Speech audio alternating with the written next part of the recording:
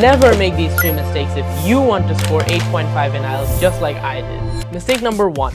Pushing yourself too hard. আমাদের সবারই এমন হয় যে আমরা একটা টপিক বুঝতে না পেরে অনেক ফ্রাস্ট্রেটেড ফিল করি এবং সেটার কারণে আমরা পরে পড়তে বসতে পারি না। To fix this, we should take a break. যখনই আমাদের প্রেশারড ফিল হবে তখনই আমাদের একটা ব্রেক নিয়ে একটু রিল্যাক্স করা উচিত যাতে আমরা পরে ভালো মতন পড়তে বসতে পারি। Mistake number 2. Trying to memorize everything.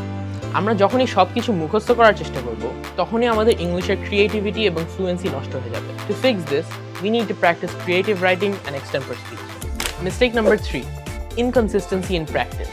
যখন আমরা রেগুলারলি পড়াশোনা করব না তখন আমাদের নিজেদের পড়ার ফ্লো নষ্ট হয়ে যাবে, যার কারণে আমরা অনেক জিনিস ভুলেও যেতে পারি।